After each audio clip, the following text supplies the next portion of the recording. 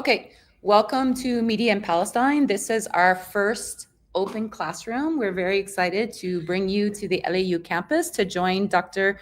Shahd Abusalama, who is a postdoctoral fellow here at LAU, to discuss work that the students read and that students in the online course are invited to read, and that every student at LAU was emailed your chapter, by the way, and invited to join this presentation either by joining us here in the classroom, as some have, or watching the archive online afterwards. So we're very excited to introduce our students to you if they are not familiar with your work, and discuss it with you today. So I'm going to do a quick introduction, and then we will hear from Shahd, and then we will have the students discuss the chapter that they read by her, with her. Okay, so they've each prepared questions, and I'll moderate the question period. So we'll be with you until 4:45, so for the remainder of class time. So by way of introduction, Dr. Shahd Abusalama is a Palestinian scholar, activist, and artist born and raised in Jabalia refugee camp in northern Gaza. Due to the displacement facing her family in Gaza during this ongoing genocide, she is now based in Barcelona, Spain. She has been a postdoctoral fellow at LAU since 2024. Her dissertation study explored the historical representations of Gaza, its refugees, and its refugees in documentary films, and was published by Bloomsbury Press earlier this year under the title Between Reality and Documentary. So I think today's article that we read for class really helps prepare us for maybe future work and reading of her monograph. But this work takes us back to the British occupation period in Palestine. Some of you may know this period as the British Mandate period, but as we learn in Media in Palestine, it is the occupation of Palestine by the British. And during this British occupation period is when these newsreels were presented. Now, I'll let Shahd explain more the form of this type of cinematic journalism, which really is a precursor to the kind of newsreels and journalism you see today. Everything you see in the news today is, in fact, informed by the decisions, the genre decisions taken back in this very early time of cinema before television existed. So this idea of a reel informs news headlines today and what you see as news packages. So keep that in mind, people who are working in journalism or potentially going to be working in journalism, that this practice and the mode of it and the genre of it, the way things look and feel to you as consumers of news, has been set by cinematic practices that are older than you and older than me and set 100 years ago. So I think that's really important to highlight. Again, I think what's also important for us to reflect on as we move now as a class into a module about anti-Palestinian media bias is looking at the forms of how these reels reproduced racialized stereotypes, how these reels constructed Palestinians maybe from high angles, but Israelis from low angles. You can discuss that with Shahd for what that means from a viewer's perspective. Reflecting the barbaric representations since then that continue to today, newsreels that absolve the colonizers, the British and the Zionists, of any responsibility to the refugees. And then also seeing the ways in which the foreign policy talking points of Britain are clearly represented in these newsreels, but also continue in media from Britain today. We still see Christian Zionism talking points in news media that comes out of Britain or that comes out of the United States. So I think all of this just goes to show how Israeli-centric framing has structured media on Palestine, about Palestine, for since the British occupation of Palestine. And it continues today under the Zionist genocide and colonial invasion of Palestine. And that includes the Israeli-centric frames, erasing refugees. And when Palestinians are framed as refugees, which some of these early reels do acknowledge them as refugees, their existence before being a refugee is never acknowledged. the fact that they are the indigenous people to the land is never acknowledged. So I think that framework that is advanced very eloquently and detailed and through analysis of these reels in this article sets you up with something that we're going to be reinforcing again and again. There is a framework of anti-Palestinian media bias. And unfortunately, media in the West and some media in Lebanon reproduce it. So it's our job as media makers, but also students of media, to be able to recognize that and see it so we can resist it and counter it, either through our own media productions or through our research. So again, I thank Shahd for your time today. I know that it is not the easiest time to be thinking about anything else but your family and everyone in Gaza and Palestine.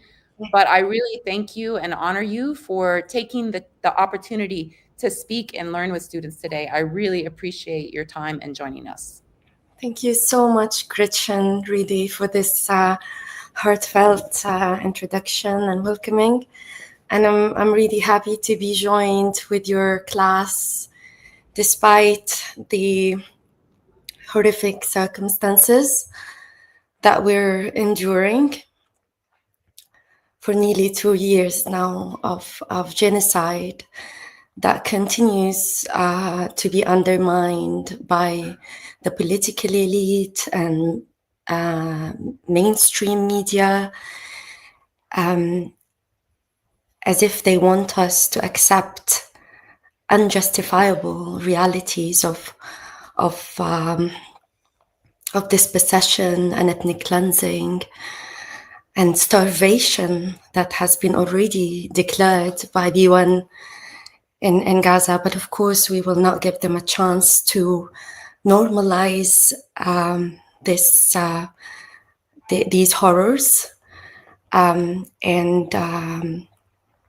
we hold a duty, as a Palestinian, I hold a duty towards my people, but also as people of conscience, wherever we are, whoever we are, we hold a duty to amplify the voices of the oppressed, the voices of the silenced, and to also reject depoliticized narratives of Palestinians that undermine the political agencies of Palestinians and depoliticize their long-standing struggle that spans over 4 generations at least. And if we of course bring in the British colonial factor, British colonial time in Palestine, we're talking about a period that goes back to 1917, and that's actually a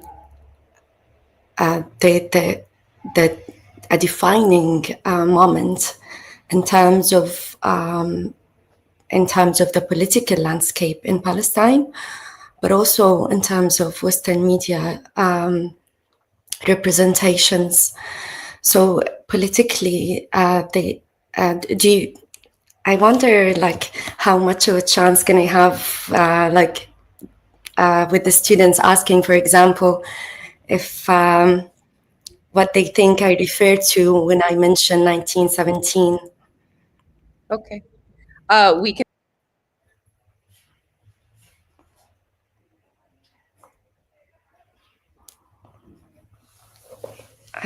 I can't hear you, Gretchen. So basically, I don't want to waste time with that technical issues. I'm not sure if you can still hear me.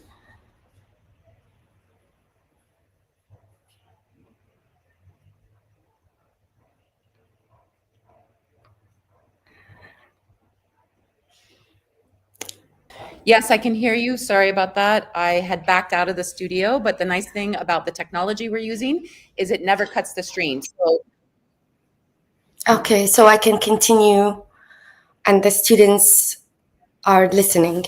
It's just a bit because now I can't. You were cut off. I couldn't see you. It was Yeah, but nice we to be we able heard to. you the whole time. We only abandoned you in the platform we're using, but you were still live the entire time. That's the nature of the platform. So if it happens again, and again, I apologize, it won't happen again, but who knows? Um, we do live in Lebanon, and we do face Israeli surveillance and British technologies that can sometimes disrupt our communication systems. So if anything happens like that, just keep going, and we will do our best to join you back in the room. But otherwise, if you'd like, we can move to student questions, and you can certainly ask our first student any questions about history. You can ask any of the students any questions about history. They've been practicing their dates, and they should know what happened in 1917. It's been repeated again and again. And I see people already trying to Google it. Like, you just said it. You just said it. Just pay attention to the person who's speaking. Okay. So we've been live. We're still live. We have students who are So ready to ask I just questions. wanna point something very fascinating that I took from my studies from the time when I was researching British newsreels and how like it was quite astonishing to see the parallel in the evolution of documentary vis-a-vis the evolution of the Zionist movement in Palestine. They went hand in hand, and that shows us how photography and the moving image were basically tools of domination, of settler colonialism, that were consistently used by the West to represent the people that they interpreted as others, in their depictions as inferior, and thereby reinforcing their self-image as superior, not just culturally, but also technologically. And in Palestine, this played in the denigration of the Palestinians, the consistent denigration of the Palestinians, and silencing of them, erasure of the Palestinians from frames that show Palestine, as if early British newsreels were trying to depict this Zionist myth of a land without people for a people without a land, visually. So the Palestinians were hardly seen, and if they were seen, they would be constructed in negative terms as a threat to the Zionists, or then they would be depicted interchangeably as refugees fleeing Nazi Germany, who deserve British sympathy, and are being threatened by the Arabs, who are evoked also as anti-Semites. And of course, a very misleading narrative and a very reductive contextualization of a settler colonial struggle, where the native Palestinians were experiencing a serious threat to their very existence after 1917 Balfour Declaration explicitly showed a favorable treatment to the minority of settlers that amounted to hardly 9% at the time of the overall population, while the 91% of the majority of the Palestinian Arabs, the native Palestinians, were reduced in this text to non-Jewish communities. So you can see how in newsreels they were adopting the British policy and reproducing it visually, consistently inviting sympathy only for the Zionist Hitlers and denying any comparable humanitarian representation or sympathetic representation to the Palestinians, and undermining their historical claims, while myths that were foregrounded in fanatic ideologies such as evangelical Christian Zionism is often repeated and made to take a life of its own, and take over any truth, any real facts. So as Gretchen briefly mentioned, there was a lot of these discourses are being repeated in nowadays mainstream coverage of the genocide, and we shouldn't be watching the genocide and engaging with it as if like it's happening out of blue. It's actually a result of historical processes of dehumanization and manipulation that go back to late 19th century and early 20th century. And hopefully during the discussion we'll get more chance to dive in more depth in relation to these historical and also contemporary issues. Thank you. Yeah, I appreciated how you included the history of pre-film when the photographers came in search of fulfilling their Christian Zionist ideas of wanting to desperately represent the biblical heritage of the Holy Land according to Christian Zionism. So that was greatly appreciated. I want to move to the first set of questions, and I'm going to invite two students to come up because they both asked about frames. So I'll invite Sarah to ask her question first, and I'll ask Sabine to also ask her question as well. So you'll get two questions at once, okay. Just so you can see and interact with more students. And then I'll ask them both to sit here so that they can listen to your answer. So they'll share the camera with you. And I will ask them before they ask their question to introduce themselves. And for the listening audience, I would let you know that the students not only read Shahd's work, but they were asked to quote from it and then prepare a question based on that quote. So I'll let the students present their questions now. So we're going to ask Sarah to come up with Sabine, and we're going to give them chairs, right? Yeah, we're going to give them our chairs. Yeah. Do I read the whole quote? You can do whatever you want, whatever you think is appropriate, okay? You guys both sit in front of the camera. Hello. Don't forget to introduce yourself first. Okay. Hi. Yeah, hi. Rabbit. It's a pleasure. Can you What hear was her? your name? Sara Jabir. سارة جابر. أهلا وسهلا. أهلا حبيبي. In the camera. It's a pleasure to meet you. Pleasure to meet you too. We're both senior communication students. And I'm Sabine. Hi, and Sabine. I'm also a senior. And we're going to be asking you questions about framing Palestinians in the British media. So let's start with her question. Okay, so you have mentioned in your text about how the media depicts the two sides as equal. So how do you think such a depiction obscures Israel's regime, its practice of genocide, and the imbalance of power between the two? That's my question. Of course. Would you like Sabine to also present your question? Okay. I just wanted to give some time to Sarah.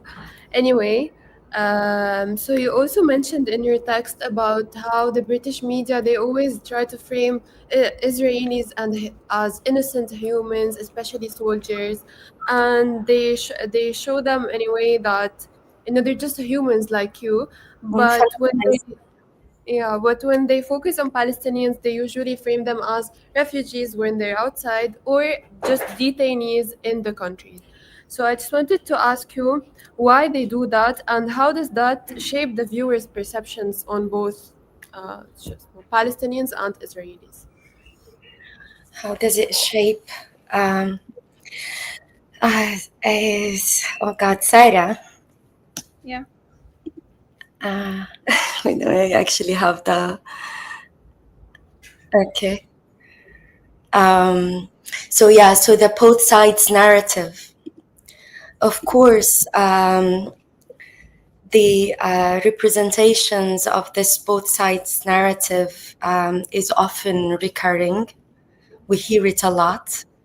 And you can imagine, I don't know if you can imagine how it falls on the ears of Palestinians who are stateless, dispossessed, genocided, and enduring dehumanizing realities of terror and starvation. Hardly basic rights are denied. So it's dehumanizing beyond imagination, but of course it serves to obscure the historical criminal nature of Israel and its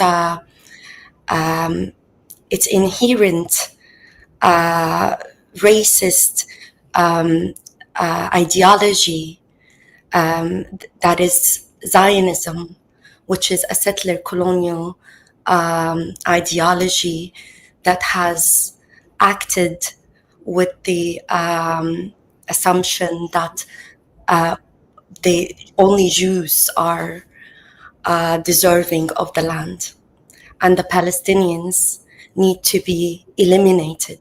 And of course, this is not isolated to Zionism, but it is an inherent component of settler colonial ideologies, the elimination of the natives as an organizing principle of settler colonialism. So, of course, when you're presenting Israel and you're presenting the Palestinians as if they are equal sides, when you're saying that it's a conflict, or when you're even speaking of war, you are evoking these two sides narrative and suffering is happening on both sides, etc., as if there's a comparison between the invader and those who are invaded, and the colonizer and those who are colonized for over a century. And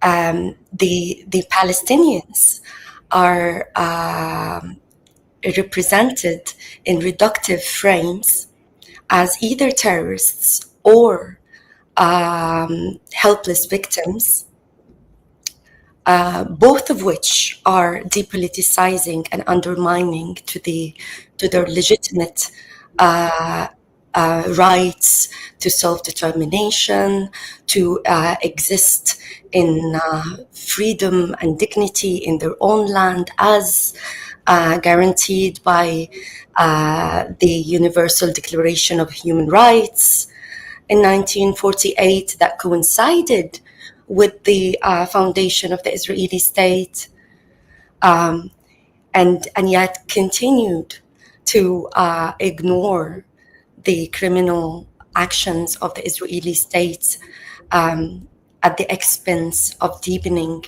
the dehumanization and the abandonment of the Palestinian people, leading us to where we are today.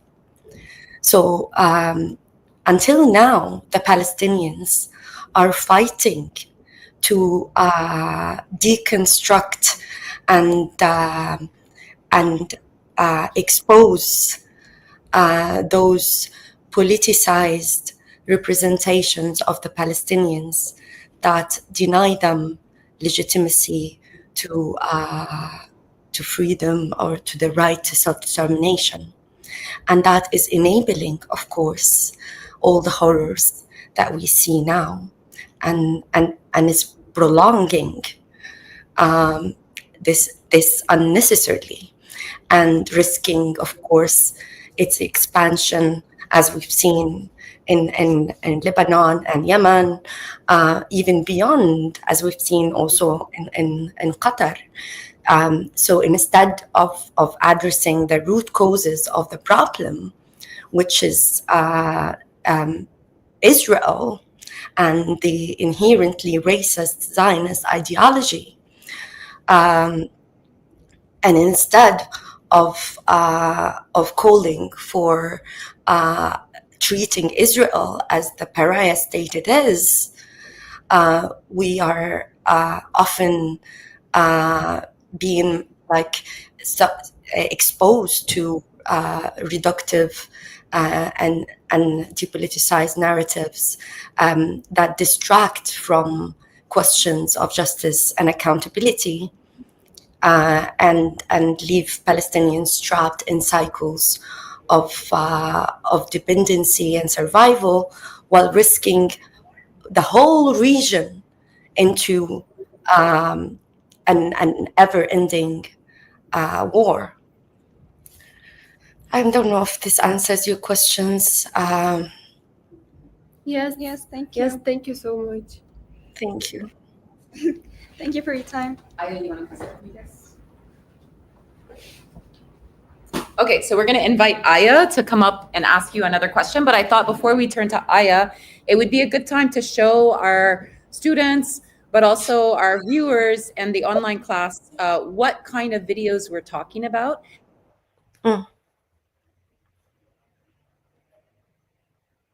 That you discussed and analyzed. It was called Palestine Defies Solution. So I think the title in and of itself, we could think about the wording. Palestine defies solution. So something that defies something is like a child defying a parent, like they're defying authority, right? They're going against authority. And also solution implies that there's a solution. But a solution according to who? The only subject identified in the sentence is Palestinians. So they're defying a solution. So that in and of itself. Where the blame as well? Where does the blame fall? Who is to blame? And this one specifically produces an Orientalist discourse, which we talked about because they had to read that work by Edward Said, where he talks about blaming the victim. And it's in a book by the same title called Blaming the Victim.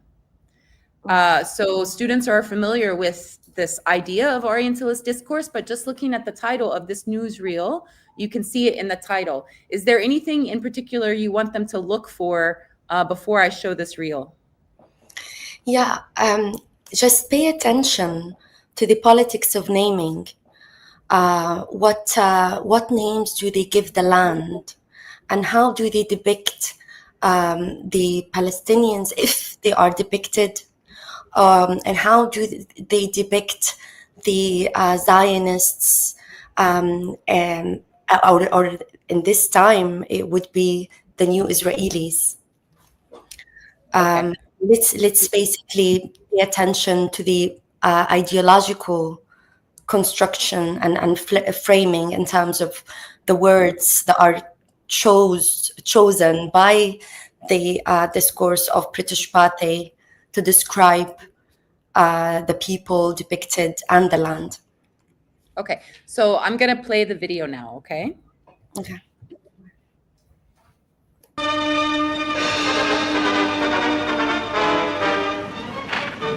The Palestine mandate is ended. Britain is relieved of a burden. Sir Alan Cunningham takes leave of the troops who have shown exemplary patience in a thankless task.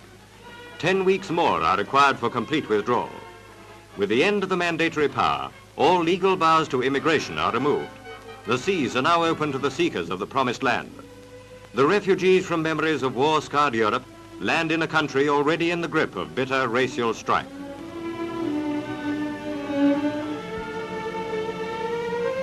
Tel Aviv, key Jewish city, is all rejoicing as the elected head of the provisional government, David Ben-Gurion, arrives to read the proclamation of a new nation, the State of Israel.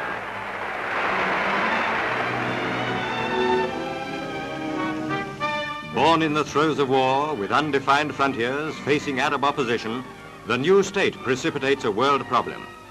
The tillers of its fields go armed, while the world's United Nations engage in futile talk at Lake Success. Tel Aviv comes under Egyptian aerial bombardment. The city feels the type of civilization the Jews fled and which the Arabs seek to keep from their shores. One Egyptian raider is brought down. Abdullah of Transjordan, Farouk of Egypt, and Ibn Saud of Arabia unite the Arab world against the Jewish state. Abdullah alone commands an efficient fighting force, the Arab Legion, trained and equipped by Britain under the terms of her treaty with Transjordan. Unless United Nations declare Abdullah the aggressor, Britain remains bound by the treaty.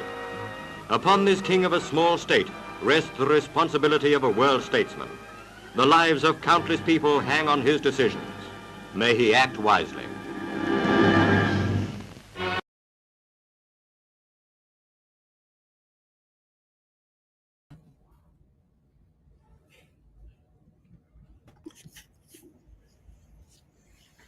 You can Hello. interact with her, brother. Do you have hi?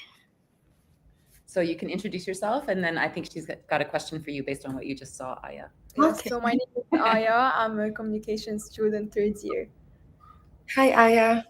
How are you? Alhamdulillah. Okay. Did you want to ask Aya a question, Shahd, about what she just saw? So, what do you think? Okay, what do you think of the narrative and anything that stuck out for you?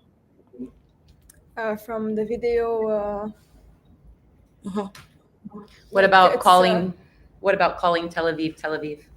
it's sad to be watching. Sarah, it's very Mm. sad to be watching this, and especially people calling it out. And Tell her, not Yeah. me. I know.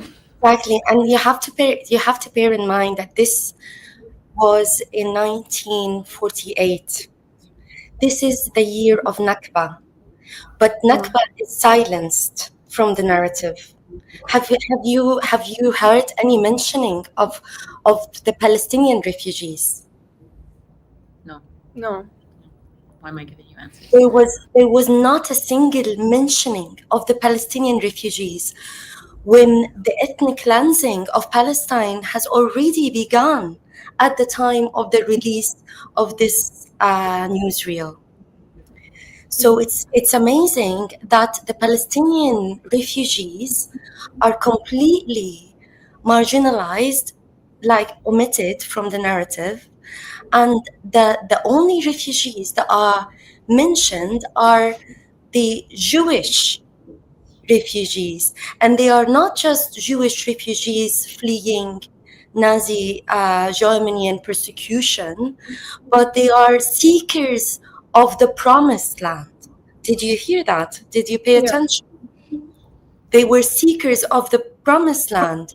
So the narrative gives them legitimacy, gives them a past, whereas the Palestinians are completely erased, and they have no past.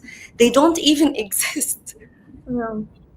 and they only exist as a threat to the Israeli newborn state. That's true. Yeah, Aya, before you introduce, I think you introduced yourself already, Yes, but I before you ask your question, I just want to acknowledge too, I think what you were saying at the start is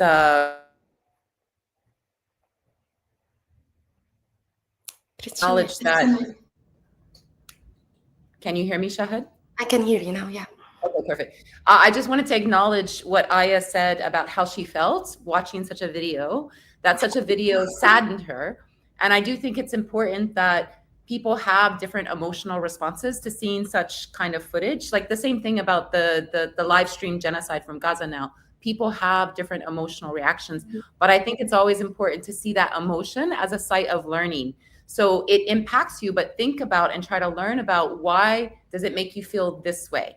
Why does something that was recorded, released, that erased Palestinian refugees, that totally marginalized the Nakba that was happening right around where all this footage was being collected and edited, but for it to not even be mentioned and included, yes, it saddens Aya. It makes me a little bit angry, but at the same time, it does make me sad as well to know that these narratives are so entrenched and have been so entrenched for so long. And I believe that Western audiences need to be empowered, like students here, to know this entrenchment so that they can see that they've been lied to since 1917 and before.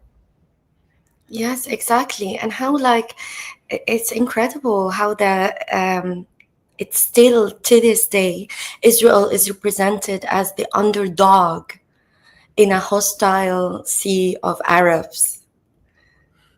It's the same misconception that is fueling all these wars that we're seeing now. It's absolutely horrific. It's sad, but to be honest, my overwhelming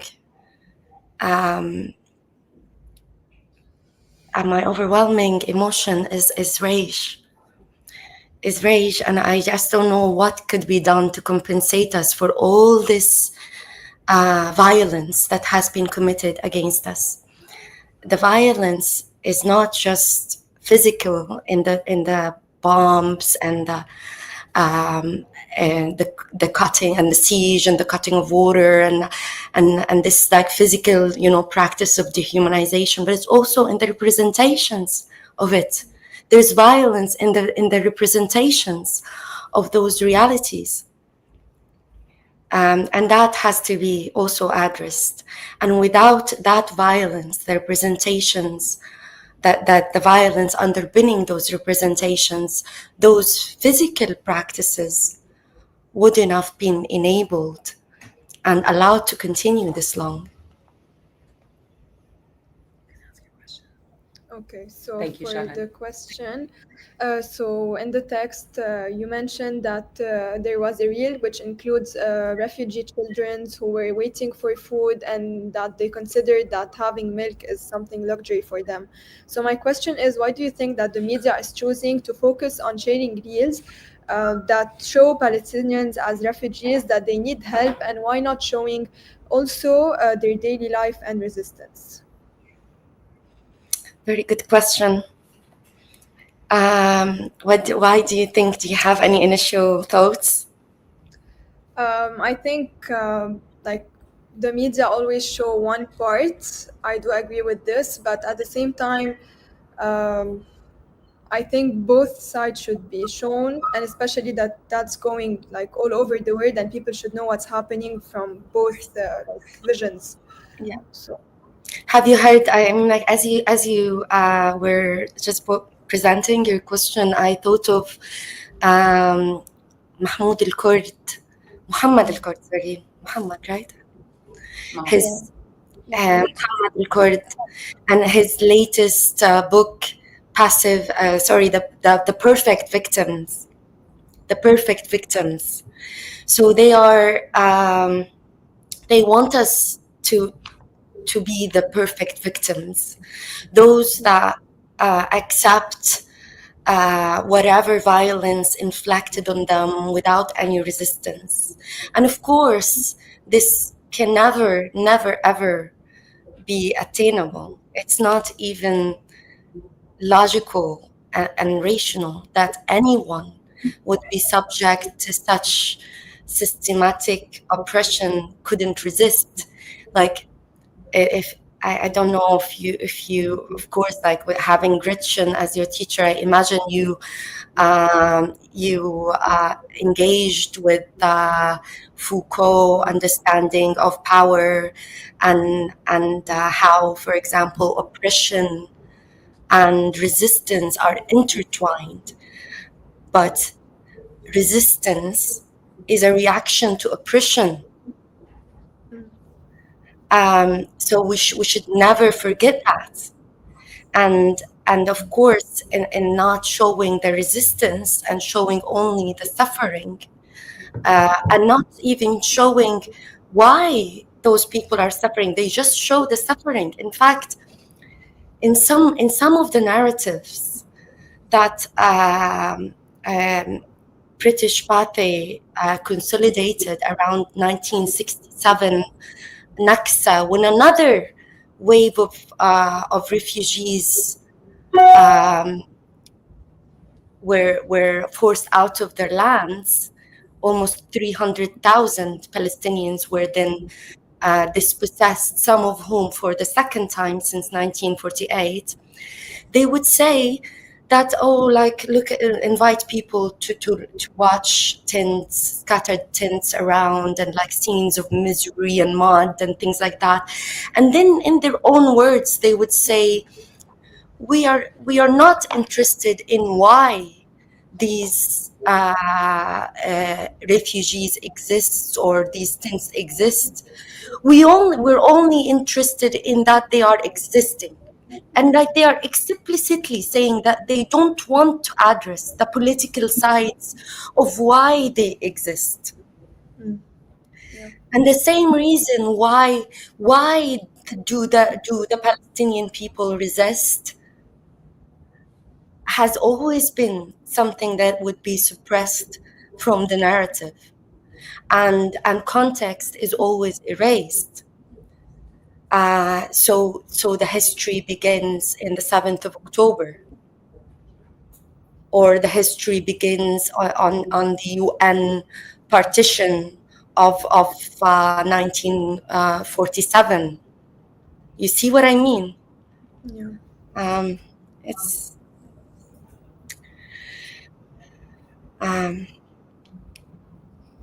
I hope that I answered your question. That's true, yani. That's true. You Yeah, have you to speak up, answered. otherwise she just sees your mouth moving. No, I mean Project. that's true, because what you're saying is that people don't want to show what's really happening. They just show what happened to the people after what happened, and that's what's being shown on the media. And yeah. Yeah, but when you address why, then you are calling for accountability, and what they want to avoid is accountability. So, and what is happening in Palestine, of course, like calls for rage and holds so many powers accountable for this unfolding horrors. So when you avoid speaking about these things, you're also protecting the status quo, and those who are responsible for fueling this violence. It's convenient to dismiss those resisting as the terrorists. Yeah. Can I? Yes. Okay. Thank you. Thank you very much. Yalla. Okay, so I'm going to invite 2 other students to come sit, but I'm also going to ask you, the second clip that you picked from the Pathe archives included refugees from 57, right? Yes. You want to show them now? Yes. Her question actually talks exactly about it. So yeah. So let me bring Salim and Batul up, and then you can ask them for their analysis of this video based on the conversation you just had, because I'm sure they're listening and absorbing everything. So Batul is here. I'm going to play it now. And Salim is going to come and sit. And so, again, based on the discussion that was just had about the representations that we see persisting of Palestinians. What can we see in this video? Salim, you want to come sit? Yep. I think this is probably one of the most outrageous pieces in the history of cinematic journalism. But let's watch it first. Hi. So this is, you want to introduce yourselves before I hit play? My name is Batul, and I'm a third-year student in media communications, and it's very nice to meet you. Hi, Fatul. Lovely to meet you. Hey, I'm Salim. I'm a senior communication major, and it's very nice to meet you. Lovely to meet you too. I look forward to hear your questions. Yeah, sure. You want to start? Yeah. Aren't you gonna watch the video? I'll do first. Life returns slowly to normal in Gaza under the Israeli occupation. Arab inhabitants accept the situation philosophically. But at Shuk al-Arish, there has been much underground Egyptian activity, and Israeli patrols carry out a house-to-house search, checking identities to guard against hostile infiltration. UNRWA has taken over the care of thousands of refugees living in the Gaza suburbs. Food supplies arrive regularly, and milk is issued 3 times a week, so much for each member of the family. How much of the family ration finds its way home is anybody's guess, as collection is left to the children. Milk is a luxury to them, and who can blame them for a taste before getting home?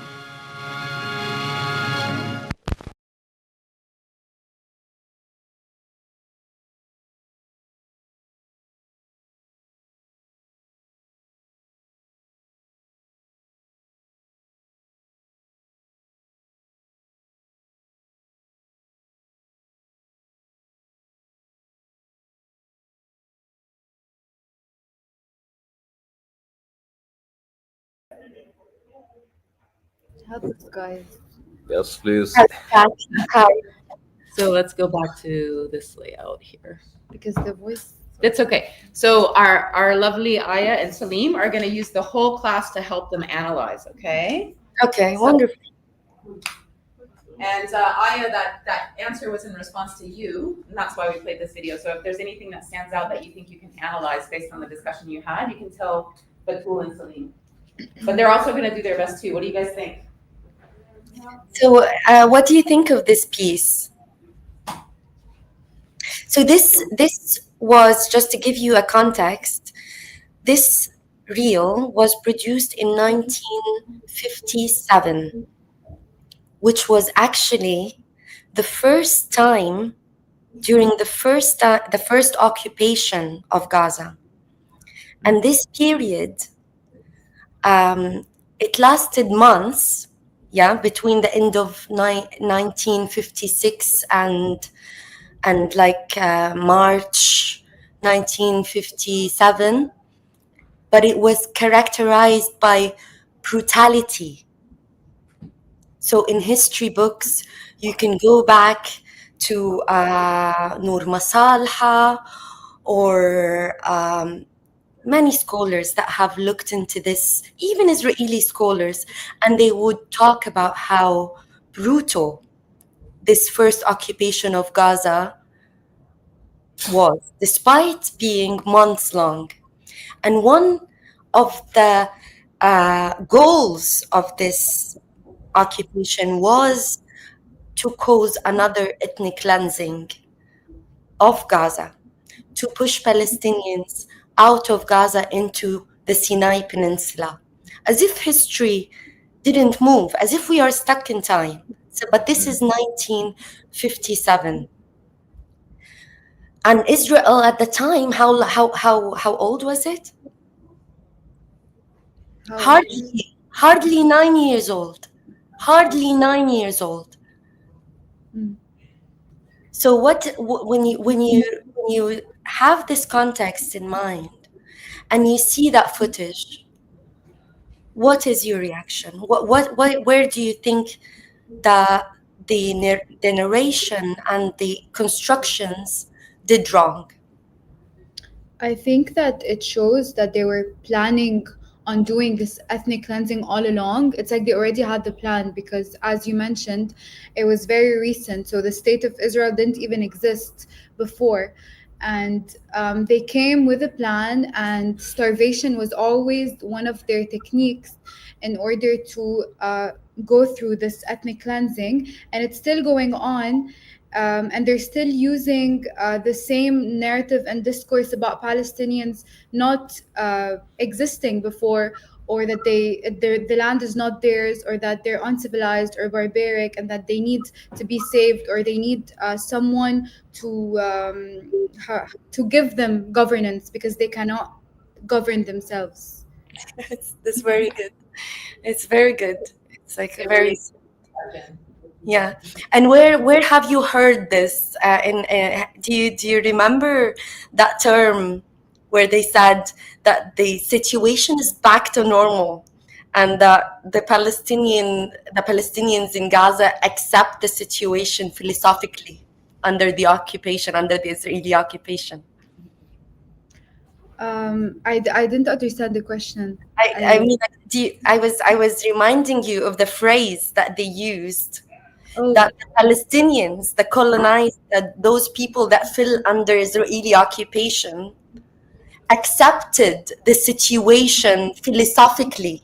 yes. Yeah, Yes. And it's said in the voice of God, in this like narration of the voice of God, and it's like a style, a common style during that time, that reflects authority and knowledge and truth. There is no other truth, basically.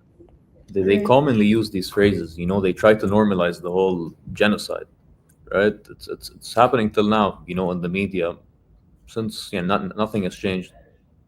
Exactly, and there's no criticality vis-a-vis the actions of the Israeli state.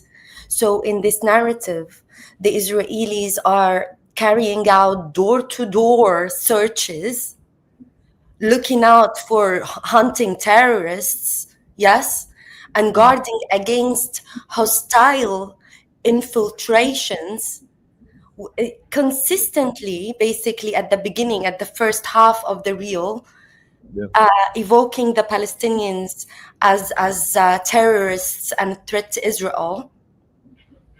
And there is no critical engagement with the Israeli prisons in there, as if it's predetermined and it's a necessary step for the security of Israel, regardless of the devastating ramifications on the Palestinian people.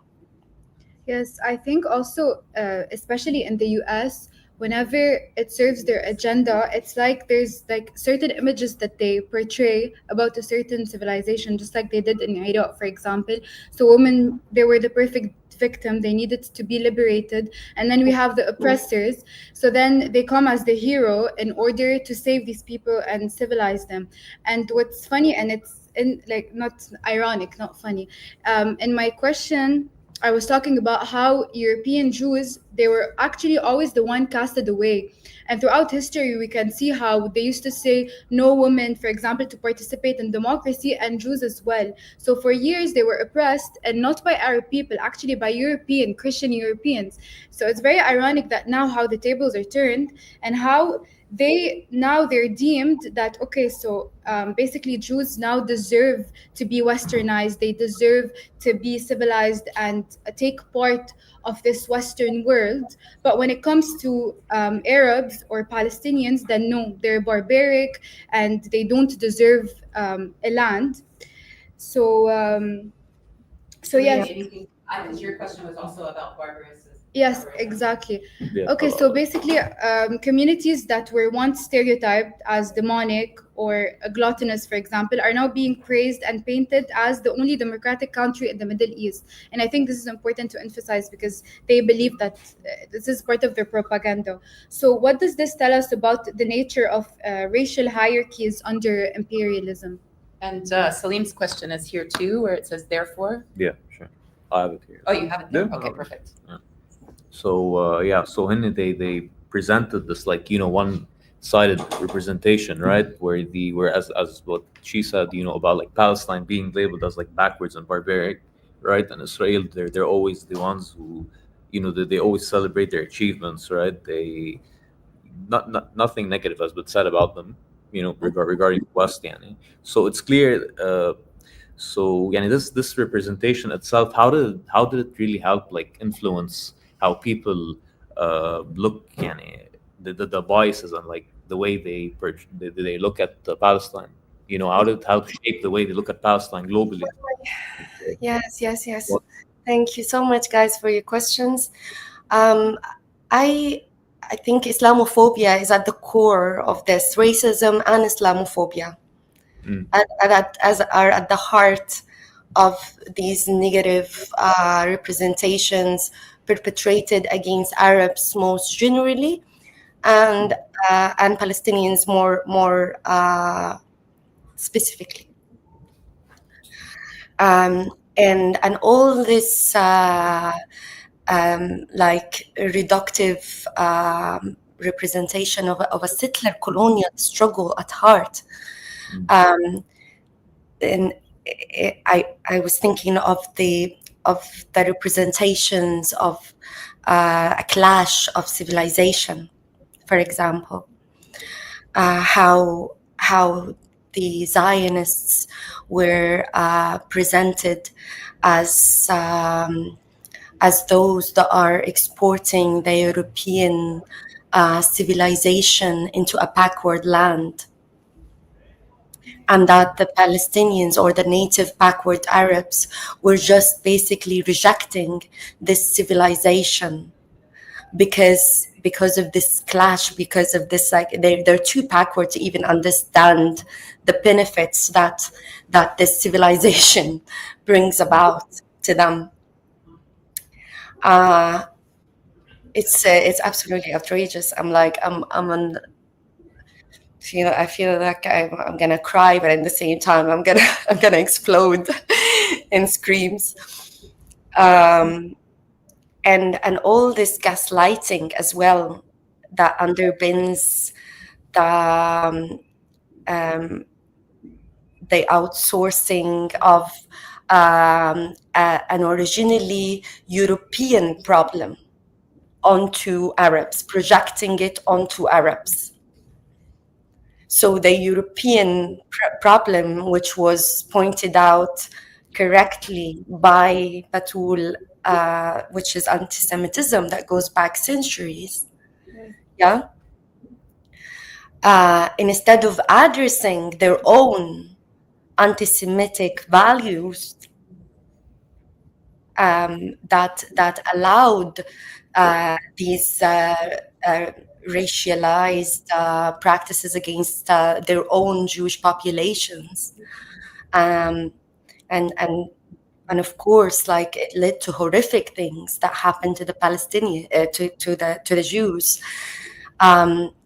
But they then, instead of addressing that, they wanted to project it and outsource it to the Palestinians, and project the Palestinians instead as anti-Semitic in their rejection to a foreign power threatening their own existence on their very land. So it's all part and parcel of politics of deflection, as Richard Falk would say it. It's politics of deflection that avoids addressing the root causes, and instead perpetuates racialized narratives and supremacist narratives to basically divide and rule and facilitate European interests and domination over Palestine and the wider region. Yes, thank you very much. Thank you. Thank you. Thank you. All right, so I'm going to ask two more students to come up, not to ask questions this time, but for them to be put in the hot seat by you, because you're really good at it. So I thought we could watch BBC from the current time of genocide in Gaza to see if and how the reporting might be the same or might be different. And I thought you could ask the students some questions after we watch something together. So I'm going to invite two of the students who attended the visit that we did to Shatila camp last Friday. There was a commemoration of the 1982 massacre in Sabra and Shatila. And will not forget or forgive any of these past crimes or contemporary ones, present ones. Indeed. And so these 6 LAU students went to the camp last week and they documented the visit, and that will be made available for the students who are online in the online media and Palestine course. And so I would invite Diana and Lynn to come and sit in the hot seats so that they can watch a video from current day BBC with you, and then through your questions, analyze it. So I'm going to let them sit and introduce themselves. You can go take that other chair over there, okay? Hi. Hi guys, lovely to meet you. I'm Diana. I'm a third year communication student. I'm Lian. I'm a journalism student. Hi. Okay, so I'm going to play the video now, and I just took the shorter of the 2 that you shared with me. So it's going to be, sorry for leaning over you, this one. And anger on both sides of this war.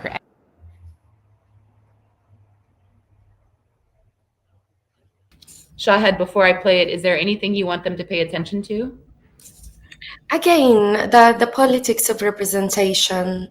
You just heard by accident both sides already. Just like listen out for the words they choose to frame what is happening in Gaza right now, and for what do you think is the impact of such constructions? Deepening agony and anger on both sides of this war. And this morning, today, the anger is in central Gaza, where humanity. Deepening agony and anger on both sides of this war. And this morning, today, the anger is in central Gaza, where the Hamas-run Ministry of Health says that more Palestinians, at least 30 Palestinians, were killed in an Israeli airstrike overnight. We've still not heard from the Israeli Defense Forces as to whether or not they did carry out that strike at that time. But our correspondent Rushdie Abu-Alouf has gone to the Al-Magasi camp and sent us this report from the scene. But they are still looking under the rubble of about 3-4 buildings were destroyed overnight. This is Maghazi refugee camp. It's in the safe area where Israel advised 1.2 million people in Gaza City and the north to flee south. This is it's safer, but this destruction is in the safe area where about 50 bodies already recovered from this airstrike, and many others are missing. This is the biggest strike in this very crowded refugee camp in the middle of Gaza Strip. The people are fleeing south because the fighting is intensified around the Gaza City and the north, where Israel is started this ground operation. 5 different battles are going on there. Overnight, Israel issued another warning for the people, asking them to leave Gaza City and the north and to come here. Rushdie Abu-Alouf reporting there from the Al-Magasi refugee camp, which, as you can clearly see, something did happen there. The IDF has yet to confirm Hamas's statement that it was an Israeli airstrike.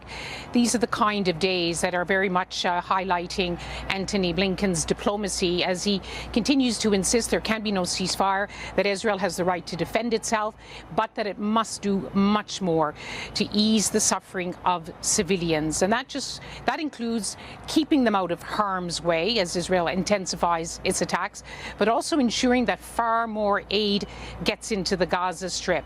UN agencies, including the World Food Programme, have been highlighting the humanitarian catastrophe inside Gaza.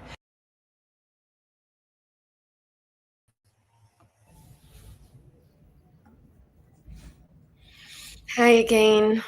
Hi. Hi. So what do you think? So they use هيك so many violent phrases like Hamas accuses Israel, and they use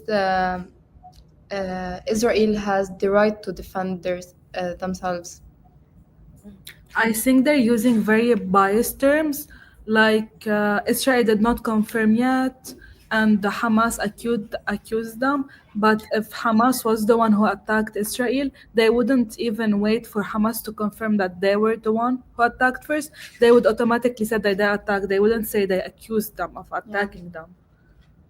Exactly. And did you see how they referred to the casualties reported by the health ministry? Yes, they did say that 30. According to whom? According to whom? According to Israel again. No, they said that it was according to the Hamas run. Run.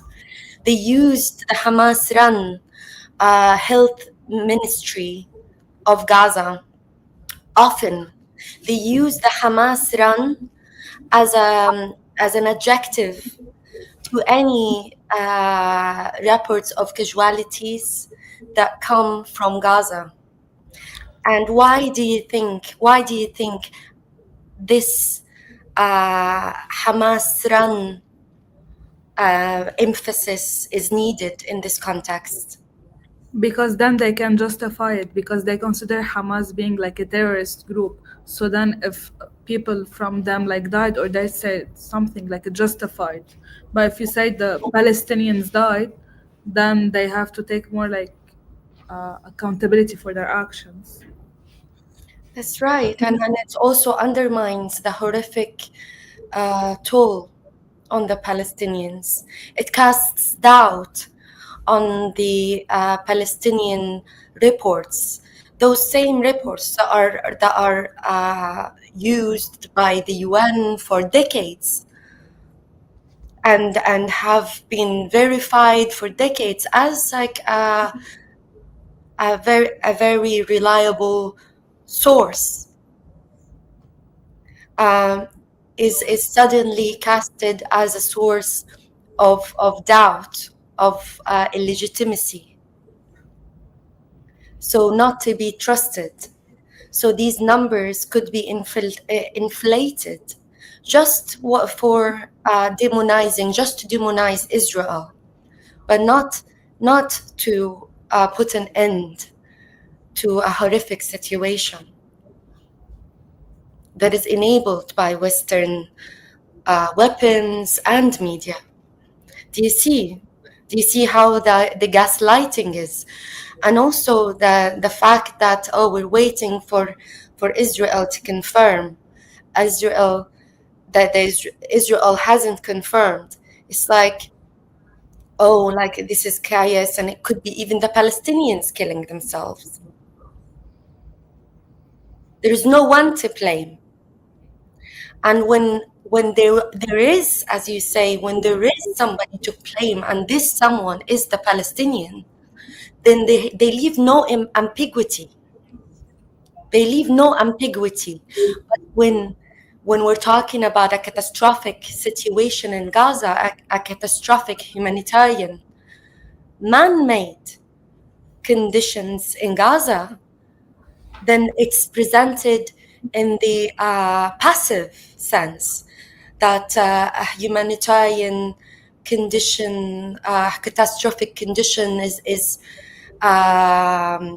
looming in Gaza, or but it's who is causing this humanitarian catastrophe? No one knows. It's left in the passive sense.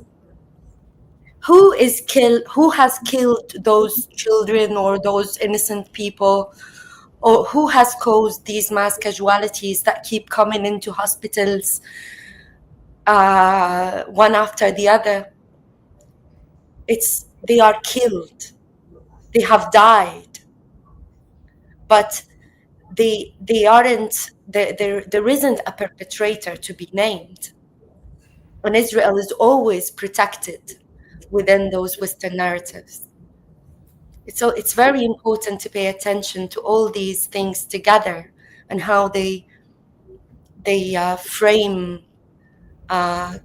situations of violence and manipulate and prolong and legitimate violence. Yes, even now they're saying that Palestinian Gaza are starving, but they're not saying who is starving them. Yeah, as if like they're starving because there's no Yeah. food, not because the food is being blocked by Israeli settlers, protected by the Israeli army, and called for by Israeli politicians openly from their platforms and stages. It's incredible, absolutely horrific times, and as you saw in that just small example, like it's no wonder why Gaza genocide continues till now. It's no wonder why the whole region is facing a wider threat than ever, a bigger threat than ever. And it's terrifying times. Thank you. Thank you, Thank Lynn. you. Thank you, Diana. Shahd, I'm going to put the student cam on so that you can see the students who are in the room. Sabine is running the student camera for us. Wonderful. So I just wanted to say that we concluded our class time 4 minutes ago. Students have been very patient waiting for the discussion to end. I know that we could talk much longer and unpack much more from the chapter, but I hope every LEU student, all the students in the online course, recognize the gift that they have with this chapter, and also that the videos that you're analyzing in this chapter are actually on YouTube. That's where we downloaded these videos from today. So you can look up British Pate on YouTube, and also you can check out Shahd's book in the LEU library. Oh, it's in the LEU library. I was also going to say that I donated 2 copies, one to Ghassan Kanafani Academy in Mar Ilyas, and another to the Arab Image Foundation, also in Beirut. So there are 2 more copies other than the LAU one. Yeah, so that's the physical copies are at the 2 locations that Shahd mentioned, and the online version of Between Reality and Documentary, I believe is the title, is available in the LEU library. I also wanted to remind students that what the study of this British newsreel archive tells us from the late 40s and the examples that we saw also from the 50s today is it reinforces what Edward Said told us, which is that the Western mind was occupied long before the land was occupied by the Zionists. And by Zionism as a political ideology. So I think that these reels and even the news clip that we saw from the BBC today further reinforce that there is a liberation of the mind that must happen for the land to also be successfully liberated, hence the ongoing live stream genocide. But also I do think that the evidence of the war crimes, the colonial fascist invasion of Palestine in Gaza, and the expanding imperial war in the region from Qatar to Tunisia is further reinforcing that we are dealing with a criminal and crimes against humanity. So thank you so much, Shahd, for your time today, for sharing your work with us. I don't think many students knew that journalism was born in the cinema through newsreels, through this kind of cinematic journalism. So I think this gives them some context to a history of something that they witness every day. Everybody watches the news, but to know where it was born and how it was weaponized, particularly in terms of the Nakba and the ongoing Nakba, has been really helpful. So again, thank you so much for your time today. Thank you so much, and also I'm sorry if I wasn't sharp enough today, but my mind is like completely overwhelmed. But I'm really grateful I had this time with you, and I hope that you do engage more with the writings in more depth if you want to dive more deeply into historical and more also contemporary representations. The book offers a very good background to what is happening right now. And also I just want to say thank you to Gretchen and Danielle as well. And I'm really like I think one of the biggest highlights for me during the genocide was the fact that I joined as a fellow the LAU and got the chance to finally meet Lebanon last summer, not this year, last year, in the summer of last year. And I saw Lebanon just before the more expansive, which looked quite genocidal to me, war on Lebanon. And it's just, it breaks my heart, but I am basically, I feel like ever since I left a piece of my heart there, and I just pray that we see freedom and justice in our lifetime. But we have to always remember that freedom and justice don't come in a golden plate, but they come with persistent work and critical thinking and actions on behalf of freedom and justice, and on behalf of the oppressed and the silenced. And we can, if we have enough will. We deserve a liberated future, and we deserve that our children grow up in peace and freedom and equality, like children all over the world. Thank you so much, and hopefully we see you another time. Thank you, Shahd. Thank you so much. Nice meeting you. Nice meeting you too. Take care. Bye-bye. Bye, Shahd. Thank you again.